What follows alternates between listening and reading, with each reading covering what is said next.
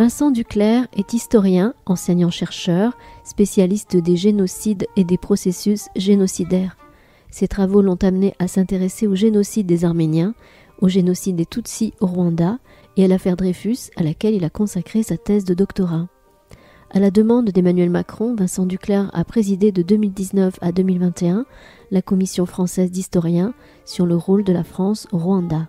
Il est l'auteur de nombreux livres de référence, tels que, pour les plus récents, La France face au génocide des Tutsis, le grand scandale de la Ve République, édition Talandier, Arménie, un génocide sans fin et le monde qui s'éteint, édition Les Belles Lettres, Camus, Des pays de liberté, édition Stock. Samedi 14 juin 2025, Vincent Duclerc était à la librairie Ombre Blanche à l'occasion de la publication de son ouvrage Rocard, une biographie internationale, aux éditions Passé Composé, en dialogue avec Rémi Pêche et en partenariat avec l'association Les Amis de Jean Jaurès.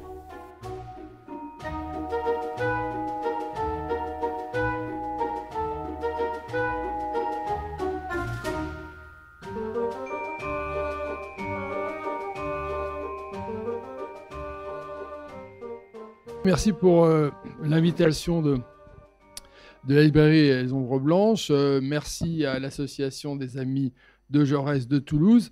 Moi, je suis très heureux, bien sûr, d'être à Toulouse, d'être ici. J'aime beaucoup les livres. Cette librairie, elle est exceptionnelle.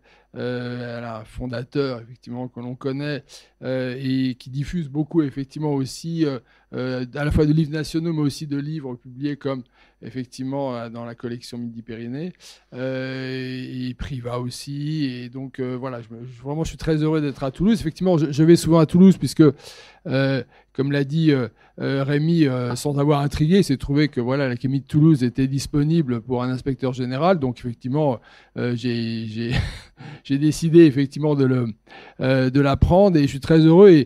Et effectivement, mon rôle, et c'est vraiment important ce qu'a dit Rémi, c'est d'abord de soutenir les professeurs, de les remercier, de répondre à leur invitation quand ils souhaitent, par exemple, que je vienne parler donc devant leur classe, notamment du génocide des Tutsis, qui est maintenant au programme des classes de terminale. Ça, on peut s'en féliciter parce que c'était quand même un sujet extrêmement compliqué pour le pouvoir en place. Et ça, il faut saluer l'action d'Emmanuel Macron sur ce plan.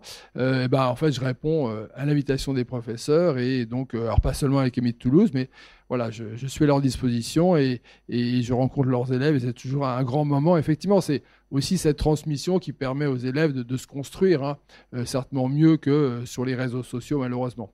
Et puis, ce qu'a dit Rémi est très important aussi sur le fait que si je suis passé de l'histoire de la Troisième République, de l'affaire Dreyfus, des sociétés démocratiques, à ce sujet des génocides, c'est qu'il y a un lien vraiment structurel, intellectuel. C'est le constat que les Dreyfusards, avant d'être des Dreyfusards, quelques mois avant, au fond, prennent la défense des Arméniens qui sont massacrés dans les grands massacres donc amidiens que Rémi a rappelé, qui font entre 200 et 300 000 morts en Anatolie, à Constantinople. Et effectivement, Jaurès en particulier va s'élever contre à la fois ces grands massacres, mais aussi le silence de la communauté internationale, et notamment parce que les journaux européens sont payés par le sultan pour ne pas révéler effectivement ces atrocités qui ont un caractère génocidaire. C'est pas dit ainsi, mais effectivement, quand Jaurès dit une guerre d'extermination a commencé contre les Arméniens, contre la minorité arménienne, eh bien, c'est clair que la guerre ne sert pas normalement à exterminer. Si la guerre sert à exterminer, c'est qu'on est dans quelque chose d'autre qui effectivement est le génocide. Voilà. Donc, c'est pour ça que, en fait, dès Dreyfusard, je suis allé au sujet des génocides, d'abord le génocide des Arméniens, et ensuite, effectivement, jusqu'au génocide des Tutsis, avec la mission de recherche qui avait été confiée par Emmanuel Macron à l'équipe que j'avais réunie. Voilà, donc ça c'est, je pense, un point important à rappeler. Et donc, pour revenir à la question centrale de Rémi, Rocard, Jaurès. Alors ça va nous permettre de rentrer précisément dans le sujet. Alors c'est vrai que on peut se dire au fond la deuxième gauche, Jaurès incarne la vieille maison, quoi. Bon, voilà. Bon, mais avant, voilà.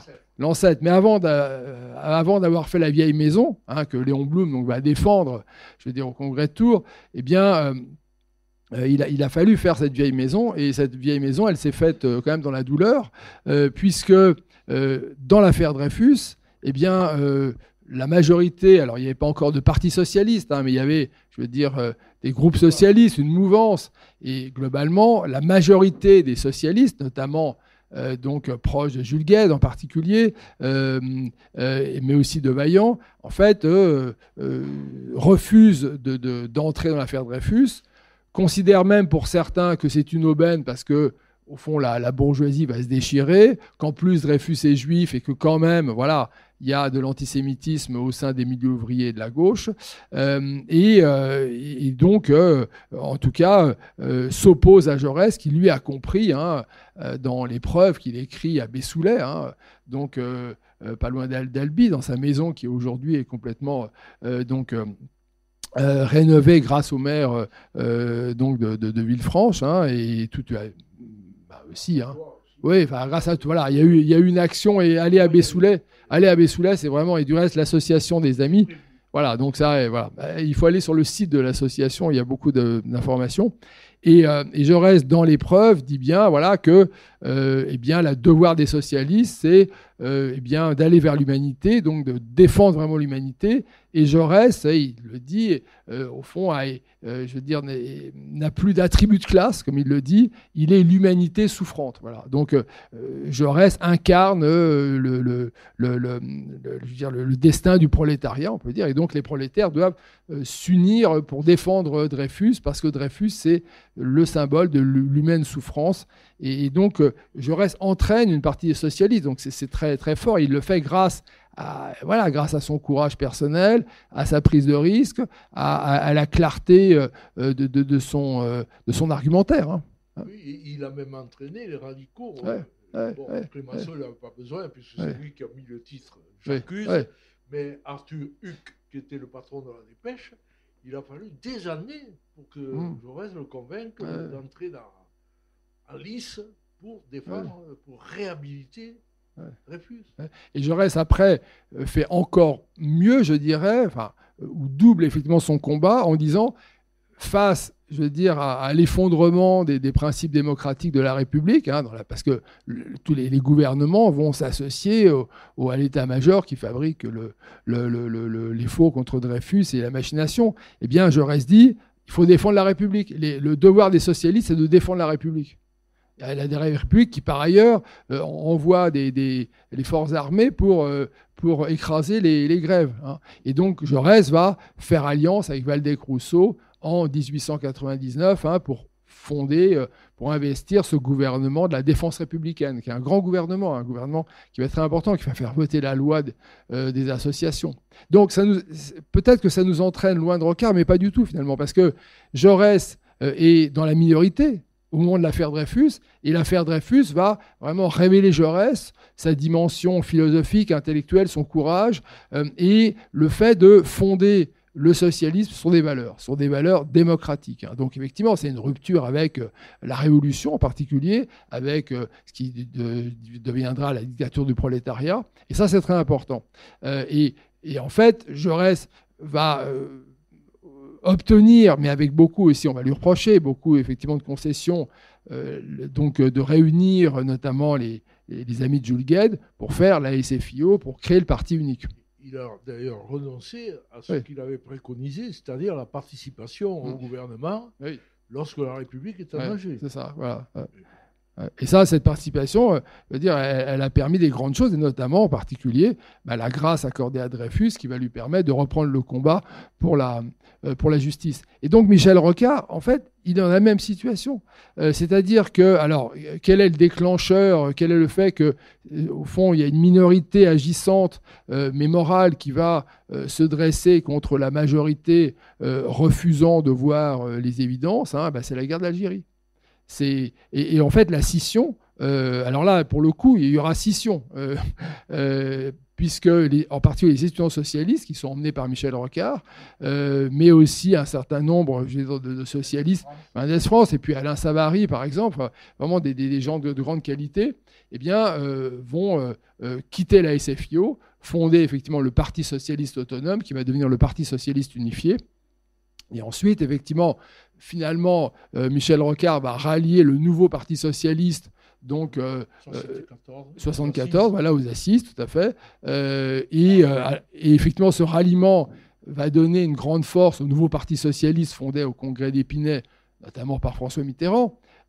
Mais c'est vrai aussi que Michel Rocard va abandonner aussi un certain nombre de ses valeurs. Et malgré, je veux dire, toutes les concessions que Michel Rocard fait à la majorité du Parti socialiste, plutôt la majorité mitterrandienne, Mitterrand considérera toujours Michel Rocard comme un ennemi. Et en fait, mon livre montre aussi comment est-ce que François Mitterrand va s'appliquer à briser aussi, au fond, la dimension internationale de Michel Rocard qui aurait été bien plus importante. Je prends un exemple. Michel Rocard, donc en 1994, est élu député européen. On reviendra peut-être sur les circonstances, on peut en parler tout de suite. Voilà, c'est-à-dire que Michel Rocard, en 1994, il emmène la liste du Parti socialiste. Il est donc président secrétaire national, président du Parti socialiste. Il a de grandes ambitions, au fond un peu comme Jaurès aussi, c'est-à-dire que c'est aussi un homme de parti, c'est aussi un homme attaché au militantisme. Et donc, François Mitterrand va téléguider, et ça, il y a plein de témoignages qui montrent que François Mitterrand tente de débaucher des futurs élus de la liste de Michel Rocard pour les amener vers la liste de Bernard Tapie, donc radical. Et effectivement, la liste de Bernard Tapie fait un peu plus que 13%, Michel Rocard fait à peu près 14%, et donc ça veut dire effectivement que c'est un grand échec pour Michel Rocard. Donc sa carrière est brisée, mais il est fidèle et, je veux dire, il estime qu'il faut aller jusqu'à, bien sûr, il débute une carrière européenne. Et il est clair que, vu son aura, vu le fait qu'il est aussi président de différentes commissions, notamment la commission de la coopération et du développement, Michel Rocard aurait pu devenir président du Parlement européen. Et là, on sait que tout sera fait depuis Paris, depuis effectivement François Mitterrand et donc après les Mitterrandiens, qui sont quand même très puissants au sein de l'État, pour empêcher Michel Rocard de devenir président du Parlement européen, ce qui lui aurait donné, si vous voulez, quand même une aura. Et c'est parce qu'il fallait absolument empêcher Michel Rocard d'avoir cette aura. Et donc, si on revient sur la question première, j'ai encore deux informations à donner. D'abord, sur la guerre d'Algérie, pourquoi est-ce que c'est au fond l'équivalent de l'affaire Dreyfus ? Eh bien, c'est parce que oui, et la guerre d'Algérie pose un problème moral, notamment en direction des civils. Michel Rocard, donc son grand acte, un peu comme Jaurès écrit l'épreuve, qui va être aussi important que J'accuse, même si venant après J'accuse, il n'y a pas le même impact. Mais enfin, c'est quelque chose d'extrêmement important parce qu'il prouve la machination, il prouve la conspiration. Michel Rocard, lui, il est envoyé en Algérie parce que il est jeune élève, enfin il sort de l'école nationale d'administration, et De Gaulle a décidé, on est en 58, que donc c'est l'analyse de Gaulle à ce moment-là, au fond la guerre d'Algérie, c'est une question de sous-développement d'Algérie. Donc si on veut arrêter la guerre d'Algérie, c'est le plan de Constantine, voilà, c'est ça. Donc De Gaulle dit on va mettre plein de moyens donc en Algérie pour mettre l'Algérie au niveau de la métropole.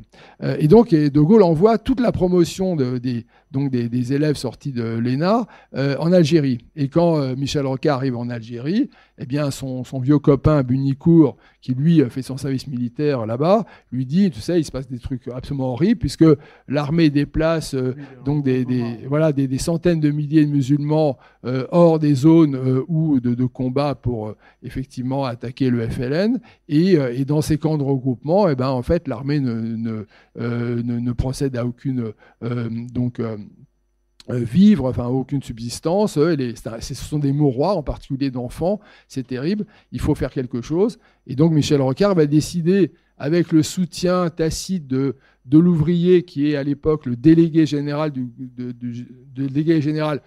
président de la République et du gouvernement, parce qu'il faut effectivement essayer de limiter l'emprise des militaires sur l'Algérie à ce moment-là, eh bien, Michel Rocard fait un rapport un peu clandestin. En fait, il prétexte, c'est assez malin, il prétexte de faire un rapport sur les propriétés foncières en Algérie, les propriétés foncières de l'armée en Algérie.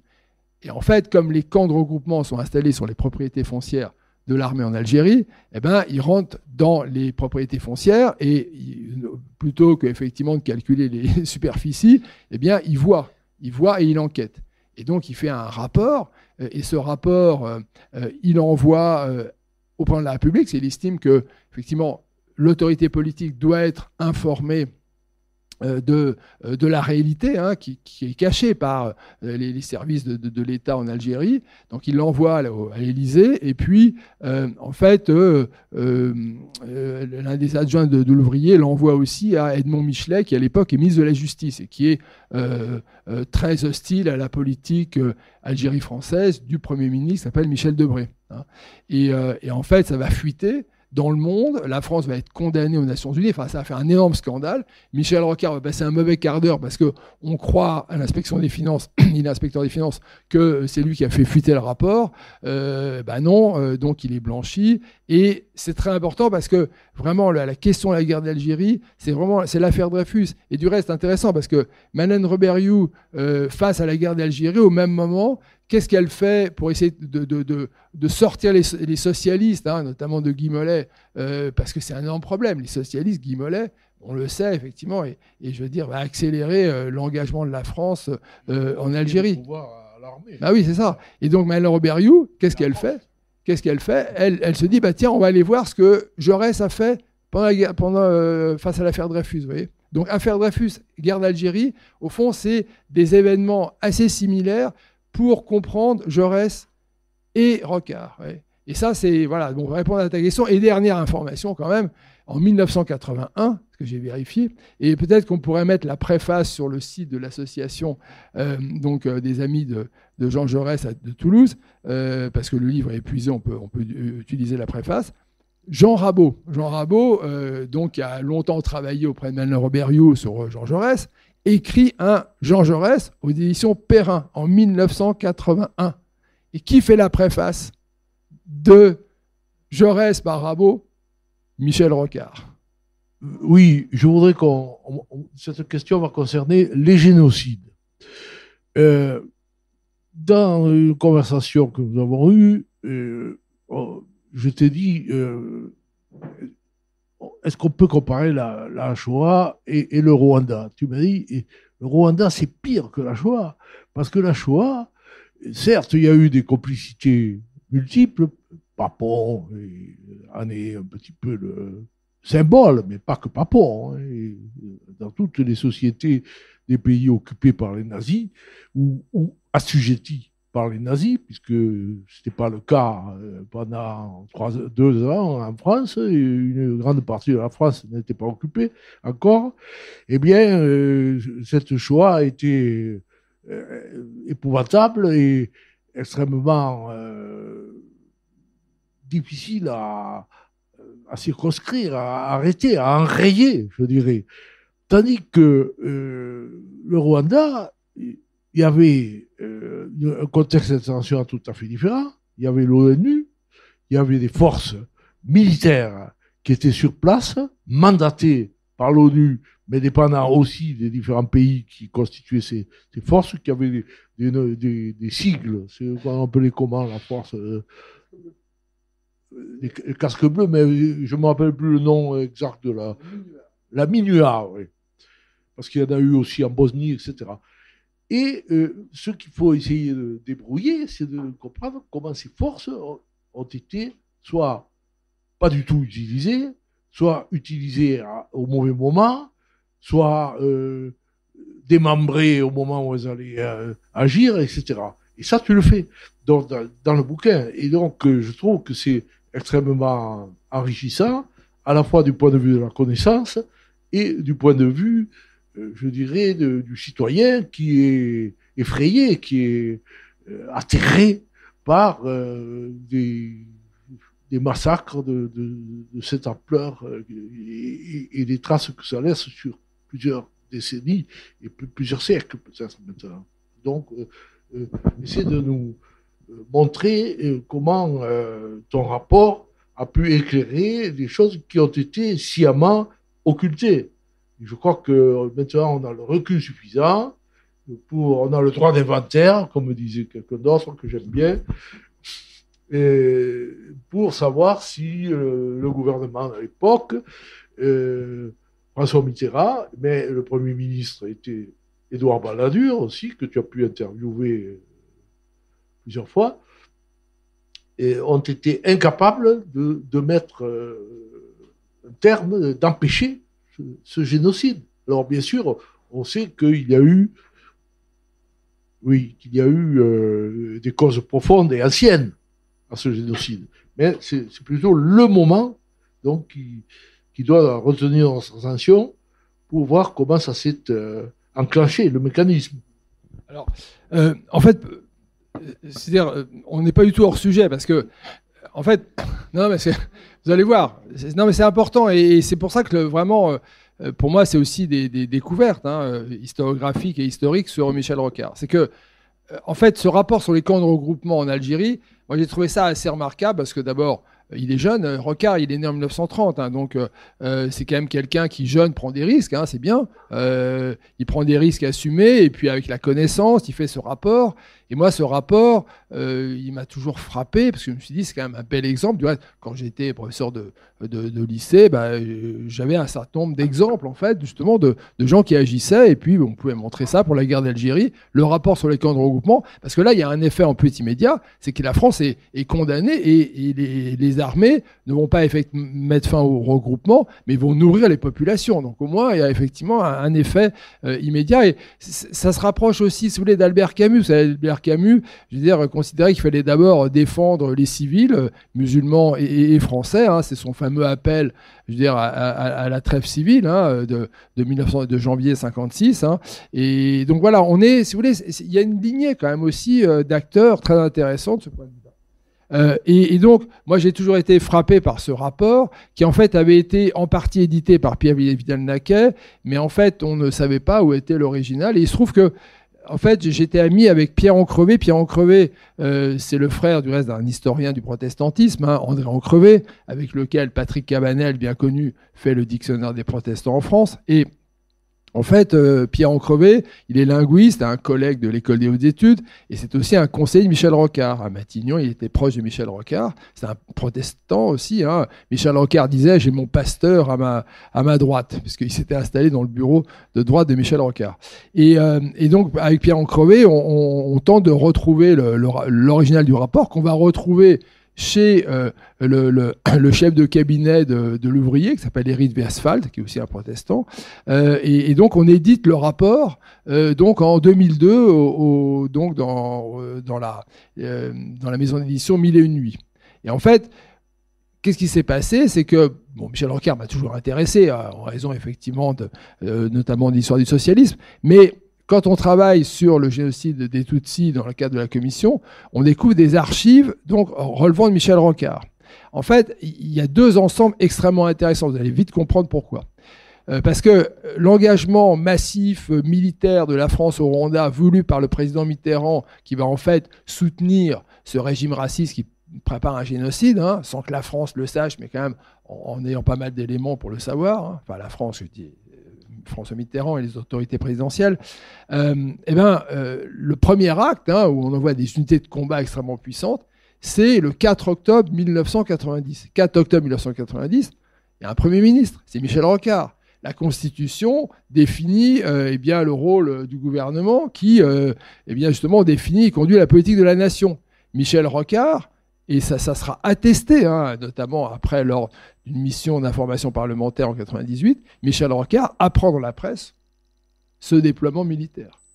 Donc là, il est totalement court-circuité, c'est illégal, on regarde la Constitution, mais il ne proteste pas. Il l'a dit à plusieurs reprises. S'il commence à protester sur les sujets dits de domaine réservé, et l'Afrique c'est vraiment le vraiment domaine réservé, il est immédiatement donc démissionné par Mitterrand. Donc il est contraint effectivement de ne rien dire, mais en fait Michel Rocard, certainement, il ne l'a pas exprimé comme ça, mais on peut l'analyser comme ça. Il va avoir un remords immense de ne pas avoir agi au moment où il fallait agir. Et donc, en 1997, il est invité par Jean Carbonard. Jean Carbonard, c'est une personnalité vraiment intéressante parce que c'est un lanceur d'alerte. Vous pouvez regarder sur Internet, ça se trouve très facilement, le site de l'INA. Le 28 janvier 1993, Jean Carbonard, qui est un expert du développement, va au Rwanda avec une commission d'enquête de la Fédération internationale des droits de l'homme pour enquêter sur effectivement les massacres donc commis par le régime Habyarimana et les massacres présumés commis par des Tutsis exilés.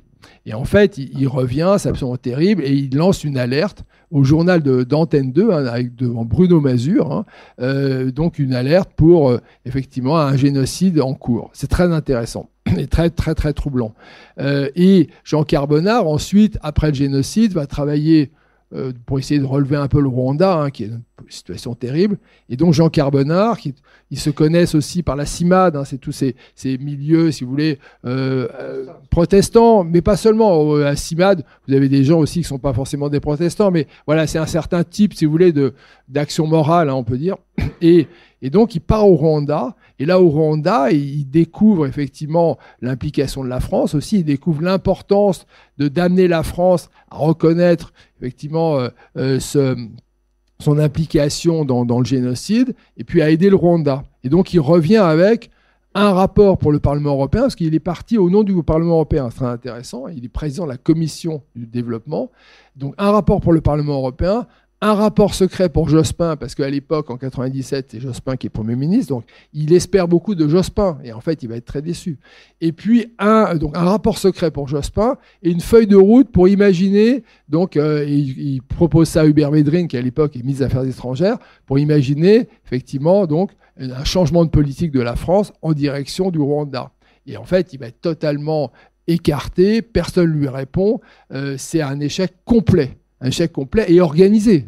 Parce que quelques mois plus tard, il est auditionné par la fameuse mission de l'Assemblée nationale qui s'appelle la mission Kiles étant un proche aussi de François Mitterrand. Et là, il va être empêché on va l'empêcher de parler, si vous voulez.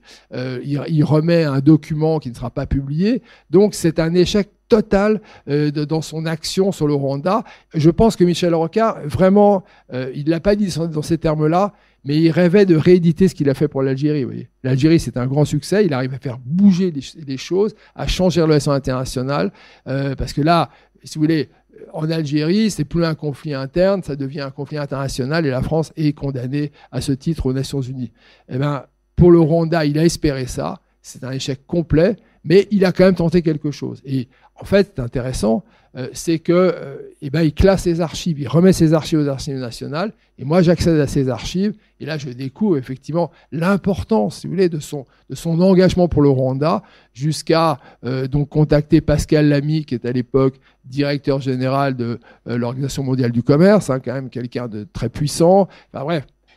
Donc voilà, c'est un peu les deux piliers. Vous voyez, en fait, je suis amené à cette biographie internationale par l'Algérie et par le Rwanda. Et puis il y a d'autres sujets aussi dans cette biographie. Aujourd'hui, nous sommes quand même dans la guerre israélo-iranienne et qui nous inquiète beaucoup et qui, d'heure en heure, peut s'étendre à tout le Moyen-Orient, peut-être le début d'une guerre mondiale. On ne sait pas. Donc, je crois que, alors là aussi, on retrouve Jaurès et son combat et sempiternel pour la paix du monde. Alors, est-ce qu'il disait il faut passer de la paix armée à la paix véritable? Ça, c'est du Jaurès. Et donc, Jaurès a beaucoup insisté pour qu'on mette en place, au-delà des alliances, essayer d'abord de dépasser ces alliances pour qu'elles se parlent entre elles, avant de se taper dessus, et puis créer des institutions d'arbitrage, ce qui a conduit Jaurès à travailler avec des gens qui n'étaient pas socialistes, qui étaient des centristes, on dirait à l'époque, des radicaux ou des centristes, ou des gens de droite même, mais amoureux de la paix et désireux de sortir de la paix. Alors, on trouve toujours chez Rocard, il me semble, ce souci du multilatéralisme et concernant l'Afrique, de la décolonisation. Et cette passion de la décolonisation de Rocard, elle se reflète jusqu'à son dernier écrit, qui est un rapport, figurez-vous, sur la Corse. Ce qui était quand même assez extraordinaire. Vous savez que son dernier amour était corse et qu'il a voulu être enterré que ses cendres sont enterrées en Corse, à Montebello, c'est ça. Hein. Donc, je crois que tout ça est intéressant à analyser et de voir comment Rocard a œuvré avec des succès divers, mais parfois des succès importants pour la paix mondiale. Oui, c'est vrai, sur sa tombe, alors c'est beau, cette tombe, c'est splendide. Hein. C'est une tombe qui a été donc dessinée et réalisée par Soulages, bien sûr. Alors c'est venu aussi, vous avez raison, parce que Pierre Soulages, le grand spécialiste de Pierre Soulages, c'est Pierre Encrevé, justement, le conseiller de Michel Rocard, et c'est Pierre Encrevé qui met en relation Rocard et Soulages. Et sur la tombe est écrit « Heureux les artisans de paix hein, ». C'est assez proche de ce que j'ai dit là. Effectivement, Rocard a théorisé au fond comment est-ce qu'on fait la paix. Alors on fait la paix pas dans n'importe quelle situation. Il a bien dit à plusieurs reprises, Michel Rocard, qu'on ne fait pas la paix avec Hitler, hein, on combat. Mais quand on peut faire la paix, parce qu'il y a effectivement des partis qui sont prêts à avancer dans cette direction, il faut le faire. Et Rocard a vraiment réfléchi. Il y a des livres. Enfin, les textes de Rocard c'est un peu comme Jaurès. Je veux dire, c'est extrêmement intelligent. Donc on est pris. On a envie. Peut-être que mon livre en cite un peu trop. Il a publié moins que Jaurès. Il a publié moins que Jaurès, c'est vrai. Mais quand même, il y a beaucoup de choses intéressantes. Il a vraiment publié en fait le début d'un livre de Jeannine Garrison sur l'édit de Nantes. Et en fait, il prend l'édit de Nantes comme l'exemple même de la démarche pour de l'art de la paix. Oui.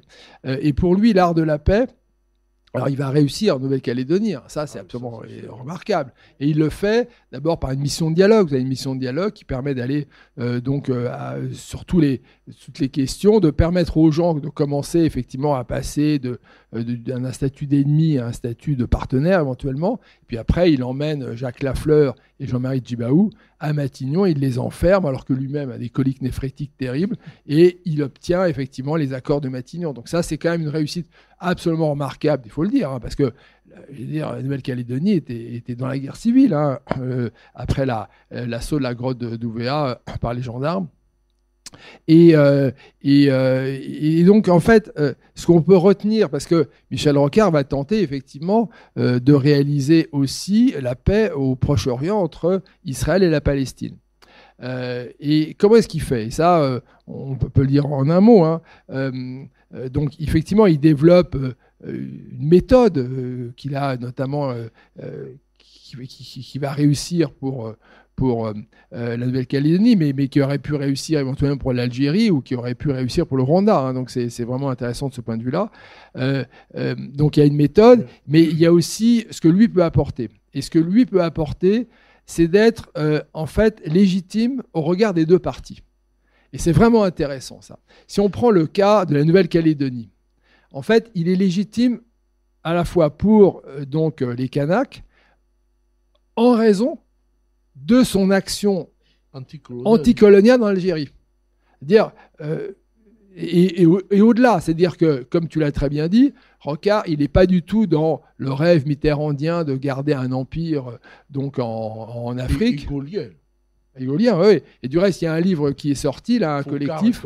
Voilà. Ouais, il y a un livre collectif qui est sorti, là, qui s'appelle Le Dernier Empereur, hein, donc qui documente très bien, effectivement, comment est-ce que François Mitterrand a maintenu une emprise coloniale avec les pays du champ. Du reste, le Rwanda devait faire partie des pays du champ. Donc, Rocard, je veux dire, est anticolonialiste.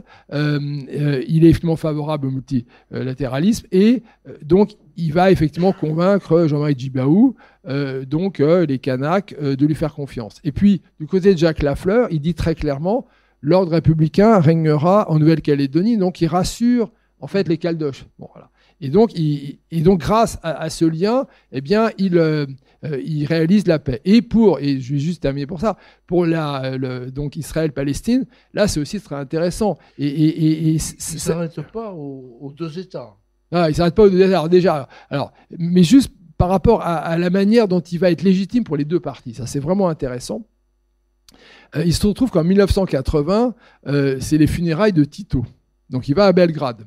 Donc, au nom du Parti socialiste, mais on se méfie de lui. Donc, il y a une deuxième délégation, c'est très bizarre, qui est envoyée aussi à Belgrade pour les funérailles de Tito. Et qu'est-ce qui va se passer à ce moment-là? Alors, c'est vrai que Rocard, du fait de son action, je veux dire, en faveur des pays arabes, c'est-à-dire l'Algérie, hein, parce qu'il est perçu comme ça, et c'est une réalité, donc il est perçu comme proche des pays arabes, et donc arrive Yasser Arafat, donc chef de l'ELP, et ça, c'était pas, je pense pas prémédité, mais Arafat se jette dans les bras de Rocard, l'embrasse. Ça, photo qui fait le tour effectivement du monde. Hein. Donc Rocard est estampillé effectivement pro-palestinien. Sauf que durant son gouvernement, Rocard fait deux choses importantes. Une chose publique, il part pour un voyage privé. Parce qu'effectivement, jamais Mitterrand l'aurait accepté qu'il parte pour un voyage d'État en Israël. Il part pour un voyage privé afin d'assister à l'inauguration de la rue Pierre Mendès France à Tel Aviv. Alors, il faut savoir que les relations Pierre Mendès France, Michel Rocard sont très proches. Hein, ça c'est voilà. Bon. Et il y part avec oui, donc c'est la veuve. Oui, il part avec la veuve qui est Michel Rocard, bien sûr, Marie-Pierre Mendès France. Et là, cette visite privée se transforme en une visite politique. Il rencontre à la fois le Premier ministre et ses chamirs à l'époque. Il rencontre des dirigeants arabes et tout. Enfin, c'est vraiment c'est impressionnant. Et du reste, il est très, très, très. Ouais. Donc, il y a effectivement, premièrement, ce voyage très important, et deuxièmement. Alors ça c'est plus privé, mais ça c'est intéressant. Rocard qui aimait effectivement aussi les conquêtes, hein, il faut le dire. Il a quand même multiplié les épouses et aussi les maîtresses. Donc était effectivement en couple à cette époque, avec une franco-israélienne très réputée. Alors les services français étaient persuadés qu'elle faisait partie du Mossad, on ne sait pas. Mais toujours est-il que c'est assez drôle quand même, c'est que Michel Rocard va passer beaucoup de temps à Jérusalem, en fait, parce qu'il suit effectivement sa compagne, et donc il va être un familier d'Israël, quoi. Donc il a effectivement ces liens forts avec le LP et en même temps familier. Et donc il va utiliser, c'est intéressant, il ne va pas se contenter d'être courtisé, il va utiliser cette double légitimité pour faire avancer le dossier et pour tenter de convaincre les Israéliens que dans la mesure où ils sont nés par le droit, par effectivement la décision de la résolution des Nations Unies, eh bien, ils doivent reconnaître aux Palestiniens le même destin, c'est-à-dire effectivement d'un État palestinien. Donc c'est pas du Netanyahou. Exactement, voilà. Et cette dimension est extrêmement rationnelle, mais on le voit bien, effectivement, n'a pas beaucoup de force face à l'irrationalité de la haine et je veux dire de la guerre, quoi. Mais il tente effectivement à chaque fois l'impossible. Merci pour ces développements internationaux sur l'image de Michel Rocard, qui je pense n'est pas très présente dans l'esprit des Français, qui privilégie une image plutôt paradoxale. D'ailleurs, c'était ma question qu'on a évoquée avant et que je vais poser là, puisque la deuxième a été posée par Rémi Pech d'entrée de jeu. Est-ce qu'on peut faire des parallèles entre Jean Jaurès et Michel Rocard ? Pour ce qui est de l'aspect international, c'est vrai qu'on connaissait surtout l'Algérie, hein, les engagements, alors que beaucoup de gens qui se disaient beaucoup plus à gauche que lui étaient bien engagés dans la guerre d'Algérie. Notamment, on a parlé Guy Mollet, et puis François Mitterrand aussi, des déclarations célèbres. Et lui, tout jeune, il est déjà bien plus à gauche. Donc ça a amené à la question, beaucoup d'entre nous qui ont peut-être eu des activités militantes directes dans une autre vie. Bon, moi, c'était aux étudiants socialistes à Bordeaux. C'était évidemment parce que Michel Rocard était à la gauche de la gauche. Michel Rocard, il vient du PSU. Michel Rocard, il a des positions bien plus à gauche, du moins quand on estime que le socialisme, c'est pas uniquement vertical, mais horizontal, avec la base qui doit travailler, les assos et tout, les mentalités, enfin, ce que certains, qui était une insulte à l'époque, appelée la deuxième gauche, c'est-à-dire des gens qui mettent du social et de la vie de terrain, en plus de la prise du pouvoir, hein, qu'il fallait faire. Voilà. Bon, je renvoie à tous ceux qui étaient déjà au PS à l'époque au débat Picot-Collin du congrès de Metz en 1979, hein, où Rocard dit cher François Mitterrand, si vous vous présentez, je ne me présenterai pas contre vous. Évidemment, tout le microcosme n'en croit pas une minute, sauf que Michel Rocard, en plus d'être de gauche, parce qu'il est de gauche, a une vraie morale politique. Ce que certains disent, c'est un perdant. Oui, non, c'est quelqu'un de moral qui a agi et qui a beaucoup fait. Voilà. Donc ma question c'est, je suis très étonné qu'on retienne pas les 15 thèses pour l'autogestion, parce qu'il n'a pas perdu son âme en adhérant au PS, puisque d'entrée de jeu sont organisées les assises du socialisme avec les 15 thèses pour l'autogestion. Alors ça peut paraître complètement désuet aujourd'hui, puisque en fait, c'est resté un texte, quoi, et ça n'a jamais été appliqué. Puis l'autogestion, vous vous rendez compte, par rapport à un certain socialisme mainstream, comme on dit en occitan, c'est un martien, quoi. Donc, si vous voulez, cette image-là de Michel Rocard, j'ai l'impression qu'elle a été gommée dans l'esprit des Français, et c'est là le paradoxe, et qu'aujourd'hui, c'est surtout une sorte d'image social-démocrate qui est retenue, plus que l'image de gauche, alors que vous l'avez rappelé, il fait des choses remarquables par la méthode et la rigueur, la Nouvelle-Calédonie, aussi cette immense réforme qu'est le RMI. S'il n'y avait pas eu le RMI à une époque, où en serait la France qui est déjà bien abîmée, pas que dans les banlieues, mais notamment aujourd'hui? Je veux dire, des millions de personnes, des milliers, mais des millions peut-être, hein, on va garder la tête hors de l'eau et on continuer à pouvoir vivre à peu près. Donc vraiment, Michel Rocard, grand homme de gauche, et j'ai l'impression que dans l'esprit des Français, de beaucoup, peut-être que son image a été un peu édulcorée et que c'est un gentil social-démocrate. Merci de m'avoir écouté.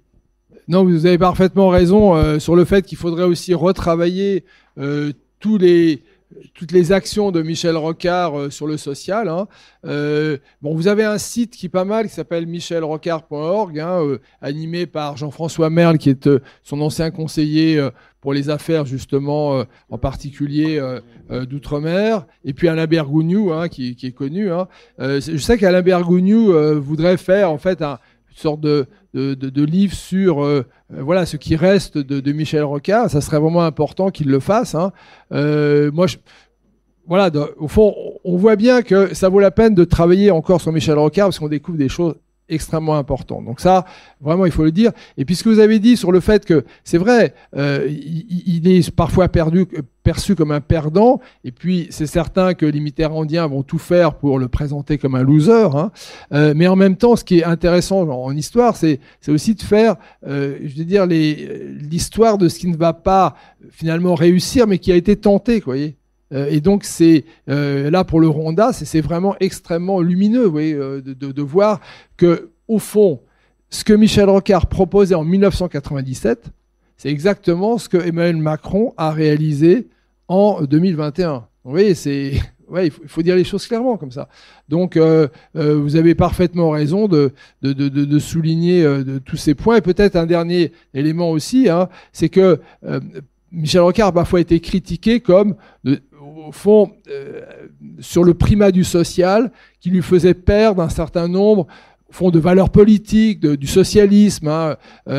Et en fait, je veux dire, à travers ces combats internationaux notamment, on voit effectivement que Michel Rocard est très structuré sur un plan aussi de la pensée socialiste. Donc, même si effectivement il va faire des actions, notamment sur le social, c'est aussi, je veux dire, parce que il avait cette armature, socialiste. Et puis, ça m'a fait penser l'autogestion. Il y a la verrerie ouvrière d'Albi. Donc voilà, voilà, donc vous voyez, on retrouve quand même aussi pas mal de points communs.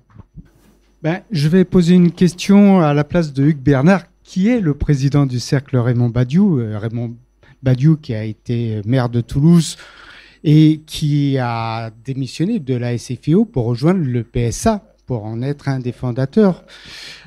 Donc Hugues aurait été là, il t'aurait interpellé sur Rocard et la Yougoslavie, puisque tu as parlé de la Yougoslavie et la guerre entre la Serbie et la Bosnie. Rocard avait-il une position à l'époque? Alors en fait, donc le problème de Michel Rocard, voilà, c'est que il est au début de la guerre en ex-Yougoslavie en 1993. Donc effectivement, il n'est plus au pouvoir. Hein, il a été démissionné. Hein, il a été démissionné en mai 1991 de manière, on le sait, François Mitterrand lui dit voilà, moi je veux changer de politique et donc vous faites plus l'affaire, alors même que la politique menée par Michel Rocard était plébiscitée quand même. Je veux dire, il y avait donc pour Michel Rocard, ça a été quelque chose de très humainement, hein, psychologiquement, ça a été très dur à assumer, hein, d'être brisé comme ça au moment où il aussi, je veux dire, il contribuait à la France et au monde. Donc Michel Rocard va se projeter dans la direction du Parti socialiste. Ce qui peut-être n'était pas forcément une extrêmement bonne idée, hein, parce qu'il s'est un peu brûlé les ailes. Et puis il y a eu effectivement, voilà, on a parlé. Pour imiter Jaurès. Voilà, peut-être aussi. Non, mais c'est vrai, il avait. Mais il a été quand même pas mal, effectivement, trahi en interne. Tout ça, ça s'est très mal passé. Hein, je veux dire.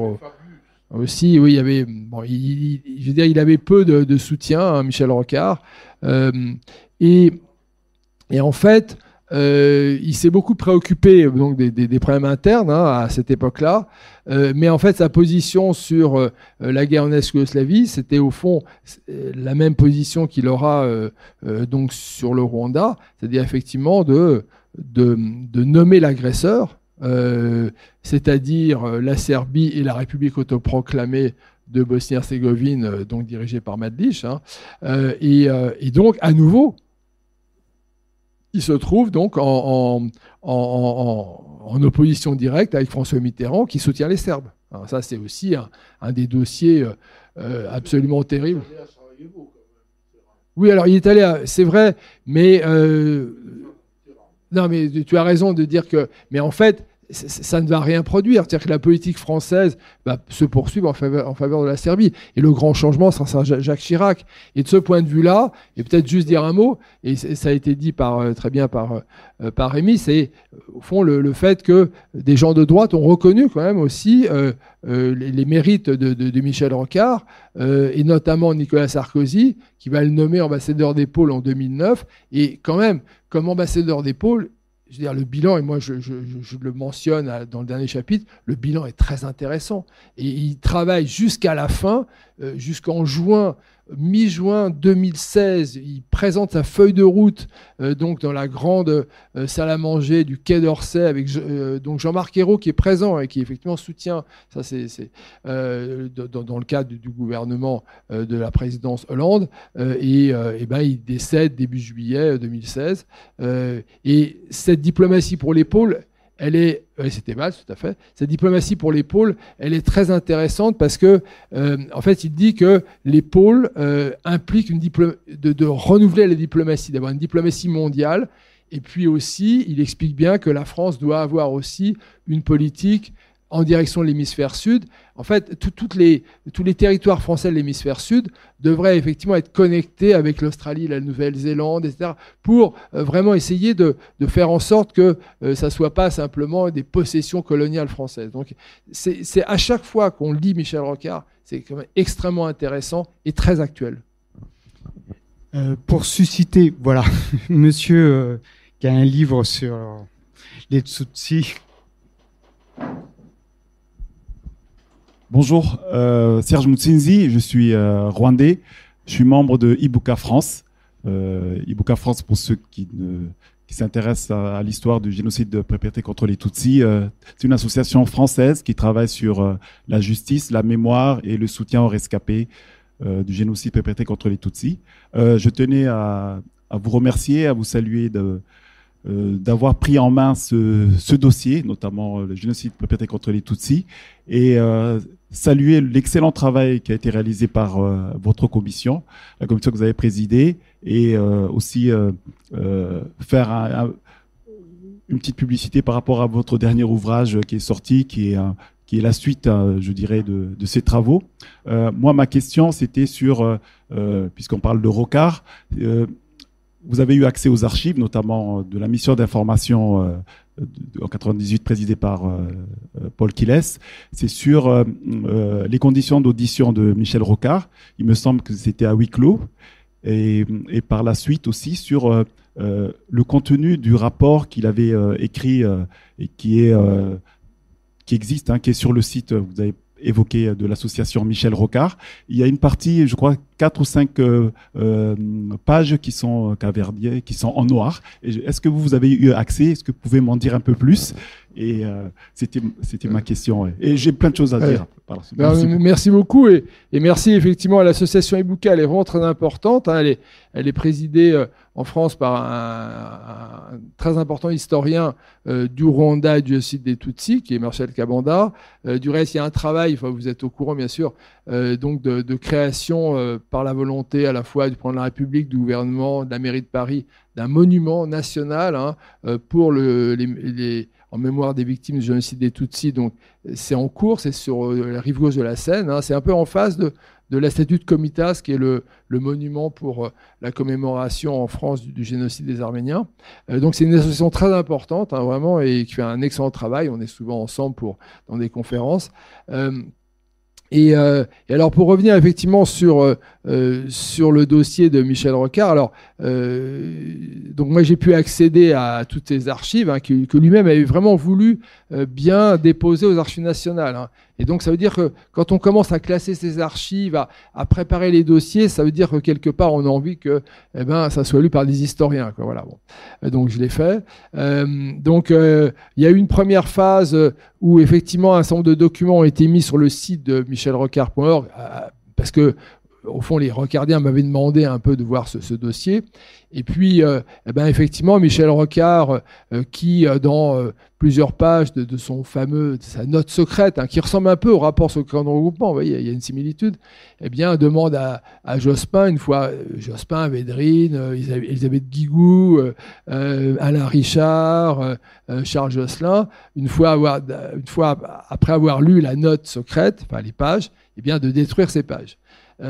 Et en fait, moi j'ai dit à l'association Michel Rocard, mais les pages, il faut les révéler. Elle me dit non, parce que Michel Rocard a dit effectivement qu'il fallait les détruire. J'ai dit oui, mais enfin en même temps, il verse l'original de la note secrète aux archives nationales. Donc c'est bien la preuve qu'il veut que ça soit su. Et puis en plus, il va dire à Pascal Lamy après que ce rapport n'est plus secret. Qu'est-ce qu'il y a dans ces pages que là, effectivement, dans le livre, donc je transcris in extenso.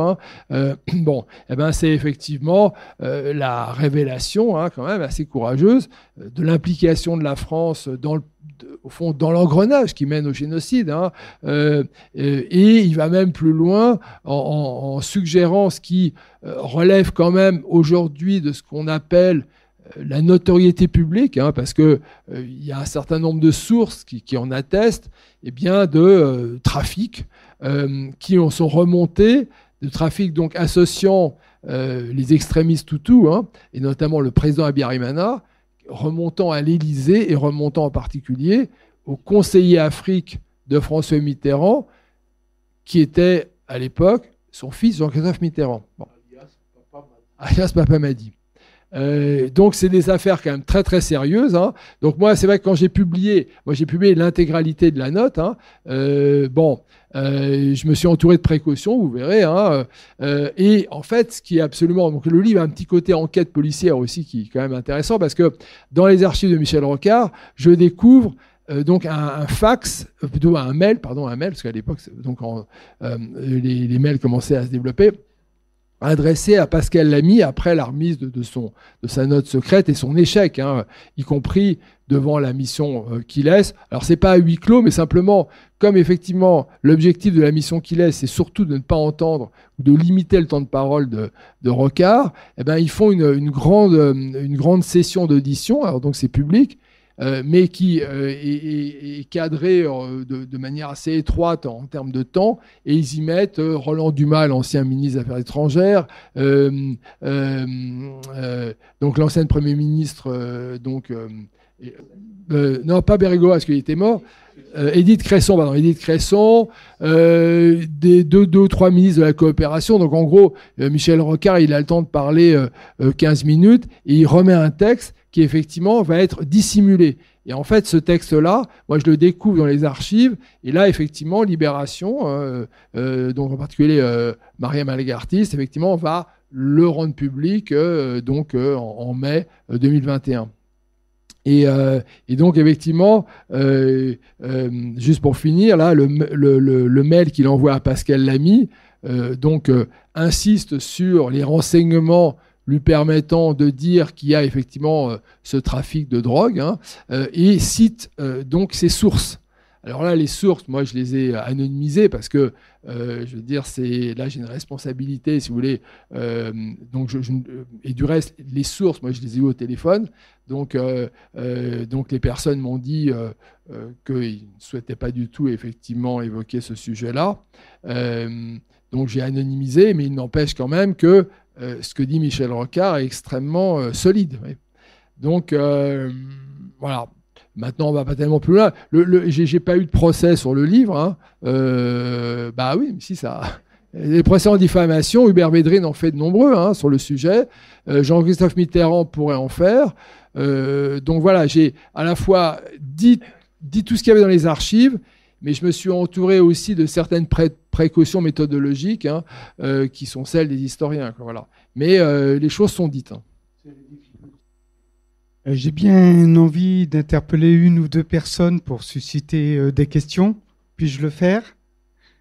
Par exemple, Anne, ton engagement européen et ta proximité avec Michel Rocard, est-ce que cette dimension internationale de cet homme d'État, cet homme politique, tu l'avais perçu ? Après, c'est pour susciter une question, une réponse, pour animer le débat. Voilà. Oui, bonjour. Alors, moi, je suis un petit peu jeune pour avoir été rocardienne, y compris au Parti socialiste. Moi, la proximité que j'avais avec Michel Rocard, c'est une origine protestante commune. Et vous avez fait beaucoup référence à toute, cette dimension morale que l'on retrouve comme un fil rouge dans tous les combats qu'il a menés. Je me permets, le Parti socialiste est en congrès, une dimension intellectuelle, morale, visionnaire, profonde, qui ferait bien d'inspirer un petit peu plus le parti d'aujourd'hui. On manque un peu de ces grandes figures-là et de ces références aussi. Voilà. Moi, la question que j'aurais aimé peut-être vous poser, c'est ça. Vous avez cité toutes ces personnalités protestantes autour de lui, cet engagement moral qu'il avait, les valeurs notamment autour de la paix. Il a eu un engagement unioniste dans sa jeunesse, il faut le savoir aussi, très fort. Et c'est vrai que chez les éclaireurs unionistes, les combats pour la paix, de rassemblement des peuples sont extrêmement présents. On le retrouve chez Lionel Jospin également. Donc, comment un peu cette culture-là, peut-être, une dimension spirituelle peut-être qu'il devait avoir cet homme-là, parce que souvent l'engagement politique fait appel à des valeurs profondes. Comment tout cela a nourri sa pensée, et puis ensuite, une fois qu'on a pensé, puisque c'était un homme d'action, un homme politique, la manière dont il faisait de la politique, vous avez parlé de rassembler, ce qui était pas, on peut dire aussi. Ça a été le cas en Nouvelle-Calédonie, ou ça a été le cas dans tous ces combats-là, cette volonté de mettre les hommes de bonne volonté autour de la table et d'essayer toujours d'arriver à je sais pas comment l'exprimer, mais à construire un monde meilleur, peut-être, disons-le simplement. Voilà, peut-être c'est cette dimension-là que j'aimerais. Et les Arméniens aussi.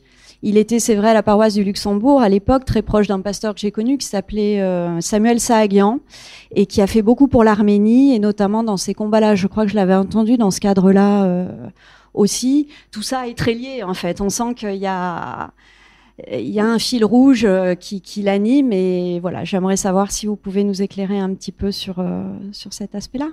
Merci, c'est ce que vous dites est très très beau et très très riche. Alors, bien sûr, vous l'avez compris, on n'est pas là à dire que les protestants, sont sont vaccinés contre, je veux dire, la compromission et restent toujours dans la belle morale. Hein. C'est différent. Bon, il y a quand même, je sais pas si on pense à Maurice Couve de Murville qui est protestant et qui a quand même pas brillé par son courage, notamment sous l'occupation. Mais non, ce qui est intéressant en fait dans le rapport de Michel Rocard avec le protestantisme, c'est en fait c'est un rapport intellectuel. C'est-à-dire Michel Rocard est agnostique, hein. Il n'est pas fondamentalement, voilà, il n'est pas fondamentalement religieux, mais il est attaché à la culture protestante. Voilà, il est attaché aussi à ce que font les protestants dans l'histoire, ça c'est important. Dans l'affaire Dreyfus, vous avez une mobilisation des protestants pour la République. Donc c'est ça effectivement qui pour moi, Michel Rocard est important. C'est aussi voilà l'importance de la conscience individuelle qui effectivement vous empêche, je veux dire, d'accepter un certain nombre d'injustices. Hein, et il le dit très clairement. Il a écrit plusieurs textes autobiographiques, mais il insiste sur le fait que la Seconde Guerre mondiale, l'enseignement venu par sa mère, parce que son père est un grand résistant, mais il n'est jamais effectivement à la maison, hein, Yves Rocard. Du reste, il va aussi beaucoup écraser son fils. Hein, je veux dire, c'est pas facile. Enfin, Michel Rocard va avoir une enfance et une adolescence un peu difficile de ce point de vue-là, et sa mère donc va lui inculquer un certain nombre de valeurs. C'est notamment, bon, il est né en 1930, donc il est jeune, hein, sous l'occupation, mais il va lire Le silence de la mer, par exemple, de Vercors, et il se préoccupe vraiment. Voilà, il est hanté par la déportation, et donc finalement son rapport, son action face au camp de regroupement, c'est ça. C'est-à-dire que pour lui, la déportation, la concentration, c'est insupportable. Et donc, ça va guider toujours sa vie, effectivement, je crois, de militant. Et donc, cette dimension morale, elle vient justement d'une réflexion sur l'héritage protestant, et pas simplement un héritage protestant. Mais il est toujours en réflexion et en discussion. Et c'est vrai que, au fond, ces obsèques, elles sont très intéressantes parce que, et j'en parle à la fin du livre, c'est que il y a des obsèques très classiques, notamment avec François Hollande qui dévie un peu aussi de l'hommage pour régler quelques comptes, effectivement, notamment avec les frondeurs. Et puis il y a la cérémonie d'adieu que Michel Rocard avait voulu donc au Temple de l'Étoile. Alors c'est pas le Temple de Luxembourg, c'est le Temple de l'Étoile.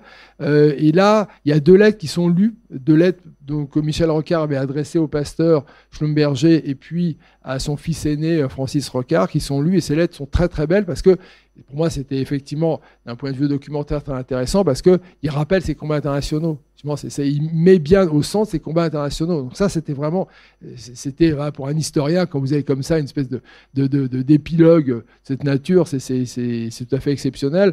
Donc voilà, effectivement, je pense, ce qui est intéressant avec Michel Rocard, c'est que c'est effectivement profondément un homme avec voilà aussi ses failles, hein, ses erreurs, mais en même temps, son combat, sa pensée, elle atteint une forme d'universalité, c'est-à-dire qu'en tout cas, elle peut se faire comprendre d'une multitude de gens et elle reste aussi très actuelle, à la fois par les thèmes, mais aussi par la manière d'agir et aussi par le courage qui en émane. Hein. Et je pense que être courageux aujourd'hui, c'est quand même, et c'est ce qu'on dit aux élèves, c'est-à-dire, voilà, il faut agir, vous agissez sur la base de la connaissance, sur vos convictions, mais effectivement, il faut agir, il ne faut pas laisser le monde, la société vous broyer. Effectivement, il faut être libre, et Michel Rocard est profondément libre. Et c'est intéressant de voir qu'il est à son bateau, hein, donc c'est un grand navigateur, mais il y a autre chose aussi chez Michel Rocard, c'est que Michel Rocard, vous savez, il aimait aussi faire du planeur. Et quand on fait du planeur, on regarde le monde de très haut, quoi, en fait. Donc il y a plein d'éléments intéressants chez Michel Rocard qui le rend aussi très simple, hein, et parfois maladroit. Vous vous souvenez de cette fameuse photo qui avait été faite c'était un piège de François Mitterrand qui l'invite à marcher, je crois que c'est à la Roche de Solutré. Au Pic Saint-Loup. C'est au Pic Saint-Loup, tu as raison, c'est au Pic Saint-Loup. Exactement, c'est au Pic Saint-Loup, exactement. Et en fait, Michel Rocard, apparemment, n'a pas la garde-robe qu'il faut. Et donc, il y a une photo où il ressemble. Alors, ceci dit, finalement, aujourd'hui, c'est presque sympathique. Il ressemble un peu à Tintin, si vous voulez. Mais c'est un peu décalé par rapport à François Mitterrand, qui est le Sphinx. Vous voyez, le Sphinx. Et puis à Tintin, si vous voulez, où là, effectivement, l'éclaireur, voilà. Mais en même temps, finalement, ça rend Michel Rocard sympathique, au fond, vous voyez. Alors je crois qu'il faut quand même que tu puisses signer les livres, notre salle est limitée. Alors maintenant, vous achetez le bouquin et venez le faire signer par Vincent. On te remercie beaucoup.